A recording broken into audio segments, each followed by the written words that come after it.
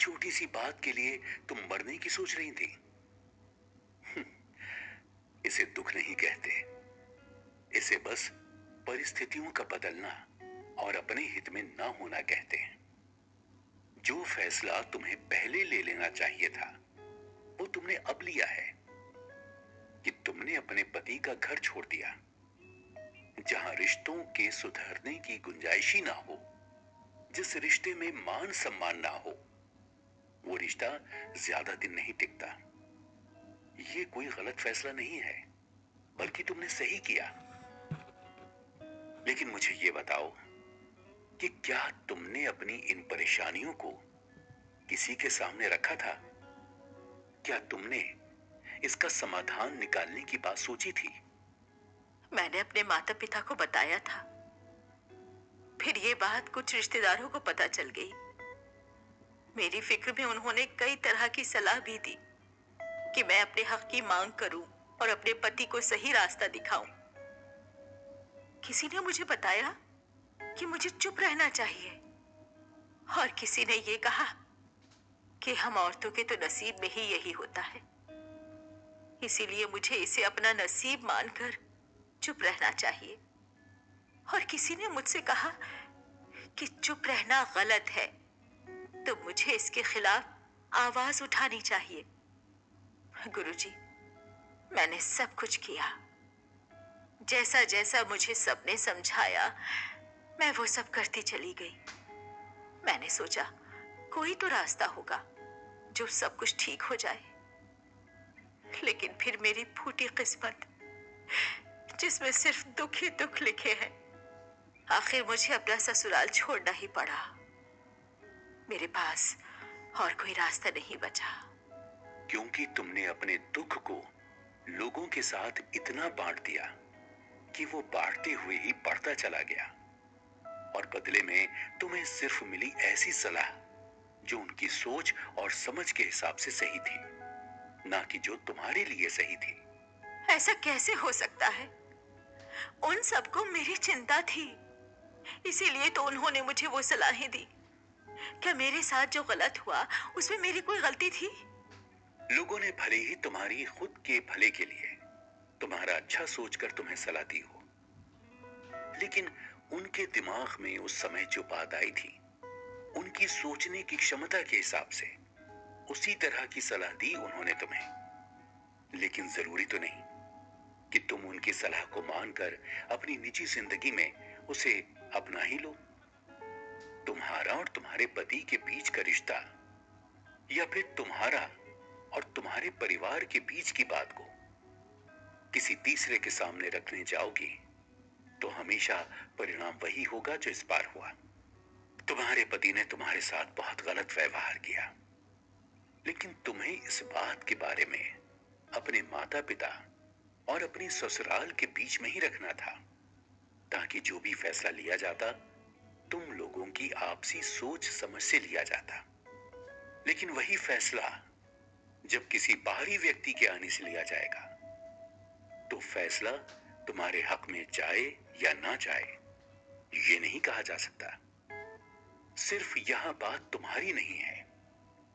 जितने भी लोग अपने मामलों में किसी बाहरी या तीसरे व्यक्ति को जिंदगी की अहम बातें बताते हैं, फिर अपनी परेशानियों को बताते हुए उनकी सलाह लेते हैं, उनके लिए गए फैसले को जिंदगी में अहमियत देते हैं, कभी भी अपने खास रिश्तों को सिर्फ आपसी समझ से ही सुलझाने की कोशिश करनी चाहिए, ना कि किसी और की सलाह से। इसकी एक सबसे बड़ी वजह यह है कि हर एक इंसान की अपनी सोच समझ होती है। उनका रिश्तों को निभाने का तरीका अलग होता है। कोई अपने फैसले को शांति से लेना पसंद करता है, तो कोई अक्सर फैसले गुस्से में लेता है। तो फिर ऐसे लोगों के लिए फैसले तुम्हारी जिंदगी को बेहतर कैसे बना सकते हैं? मैं समझ गई गुरुजी कि मैंने क्या गलती की थी। मैंने लोगों की बातों पर ध्यान दिया और उनकी दी हुई सलाह को अपनाया। हालांकि मेरे पति ने कभी रिश्तों को अहमियत दी ही नहीं। तो मेरा रिश्ता खत्म तो होना ही था। लेकिन आपने ऐसा क्यों कहा कि मेरे दुख को दुख नहीं कहते? जिससे मैं इतने सालों से परेशान थी, जिसे मैंने इतना झेला, मेरे पति ने मुझे मारा पीटा, फिर मुझे अपने घर को छोड़ना पड़ा। मैं अपने घर वापस जाकर अपने माँ बाप पर बोझ कैसे बनूं? अगर तुम अपने माँ पिता के घर जाओगी तो उनके ऊपर सिर्फ और सिर्फ एक व्यक्ति के खाने खर्चे का ही असर पड़ेगा, ना कि इससे उनके जीवन पर कोई बुरा असर पड़ेगा। आखिर तुम हो तो उनकी बेटी ही, और तुम्हें इस तरह से आत्महत्या करते हुए देखकर और भी ज्यादा दुख का एहसास होगा। इसीलिए अपने मन से इस बात का ख्याल निकाल दो। वैसे भी तुम अपने घर की बड़ी बेटी हो, इसीलिए अपने पिता की मदद करके तुम अपने भाई बहनों के लिए अपने फर्ज को निभा सकती हो।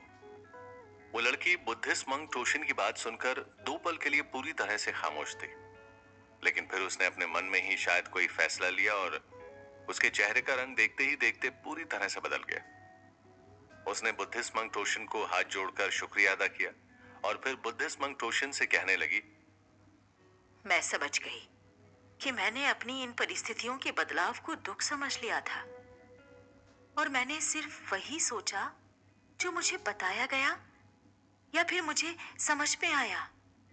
मैंने इसके लिए दूसरे नजरिए का इस्तेमाल ही नहीं किया। आप सही हैं गुरुजी, आप सही हैं। मैं अपने बेटी होने के फर्ज को निभाऊंगी और अब से इन परिस्थितियों के बदलाव को दुख समझकर कभी भी इनसे कमजोर नहीं पड़ूंगी, बल्कि इनका सामना करूंगी, इनका समाधान निकालूंगी और इन परिस्थितियों से कभी भी हार नहीं मानूंगी। मैंने जो किया उसके लिए मुझे माफ कर दीजिए गुरुजी। आपका बहुत बहुत धन्यवाद। आपका बहुत शुक्रिया कि आपने मुझे मेरी जिंदगी का मकसद समझाया। इतना कहते हुए लड़की वहां से चली गई। वो लड़की तो खुश थी, लेकिन अब मेरे मन में एक सवाल जोरों शोरों से अपना सिर उठाने लगा था, इसलिए मुझसे नहीं रहा गया। मैंने देखा कि उस लड़की के खुश होते ही और अपना इरादा बदलते ही बुद्धिस्ट मंक टोशिन के चेहरे पर हल्की सी मुस्कुराहट थी, और फिर मैंने उनसे अपने सवाल को पूछ ही लिया। उस लड़की के मन में जो भी चिंता थी गुरुजी, आपने कहा कि वो कोई दुख नहीं था, जबकि वो लड़की अपनी जान देने जा रही थी। अगर उसे दुख नहीं कहते तो फिर असली दुख क्या होता है? देखो, सबसे पहले तो तुम्हें ये बात समझनी होगी कि दुख हर एक उस चीज को नहीं कहते जो आपको परेशान कर रही होती है। बदलती स्थितियां और परिस्थितियां दुख में नहीं गिनी जाती, जबकि तुम्हारे पूरे जीवन में स्थितियां और परिस्थितियां बदलती हैं, जिसे तुम दुख का नाम देते रहते हो। असली दुख वो है जो मैं और तुम इस धरती पर जन्म लेकर भोग रहे हैं। हम यहाँ इस धरती और जीवन चक्र में फंस गए हैं। इस जीवन चक्र में हम ना जाने कितने ही लालचों में फंसते हैं, ना जाने कितने ही रिश्तों में बंध जाते हैं, और फिर इन सब में ही उलझकर हम अपने आप को परेशानियां और यातनाएं पहुंचाते रहते हैं कि हमारी किस्मत बुरी है। जबकि असली दुख तो ये है कि इंसान अपने जीवन का लक्ष्य ही समझ नहीं पाता। उसे लगता है कि धरती पर आने के बाद परिवार में फंसना, शादी करना और बच्चों में उलझे रहना ही जिंदगी है, या तो फिर अपने व्यवसाय को आगे बढ़ाना, जायदाद बनाना और फिर उसके बंटवारे करना ही असली जीवन है। और असली दुख का कारण भी यही है कि ऐसा नहीं है जैसे हम सोचने लगते हैं।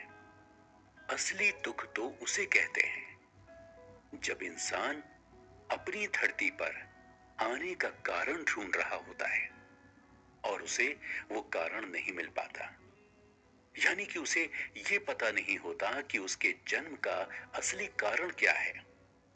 अगर तुम्हें ये बात नहीं पता है तो तुम उसे दुख कह सकते हो, जैसे कि मैं भी अपने इसी सवाल का जवाब ढूंढ रहा हूं। और हमारी जीवन की यात्रा बस चलती ही जा रही है। इसीलिए अपनी जिंदगी को व्यर्थ के कारणों से घेर कर दुखी ना हो, अपने जीवन के लक्ष्य को ढूंढो और मजबूती के साथ आगे बढ़ो। मुझे मेरे सवाल का जवाब मिल गया था और अब मेरा मन भी एक अजीब सी उलझन में फंसा था कि आखिर मेरे अपने जीवन का मकसद क्या है। मेरी तरह अगर आपके मन में ये सवाल है तो समझ जाइए कि आपने भी अपनी जिंदगी की यात्रा को सही रास्ते से शुरू किया है। हमारी यात्रा हर एक दिन बेहद दिलचस्प हो रही थी और फिर मैंने कुछ ऐसा जाना जिससे मेरे मन को एक अजीब सी शांति मिलने लगी थी। अब नेक्स्ट एपिसोड में हम मोंक तोशीन से जानेंगे कि क्यों बुरे विचार हमारे मन से दूर नहीं भागते और किस तरह से हम अपने मन से बुरे विचारों को आसानी से हटा सकते हैं और कैसे हम अच्छे इंसान बन सकते हैं, कैसे बुरे विचारों से फ्री होकर पॉजिटिविटी को अपनी तरफ अट्रैक्ट कर सकते हैं।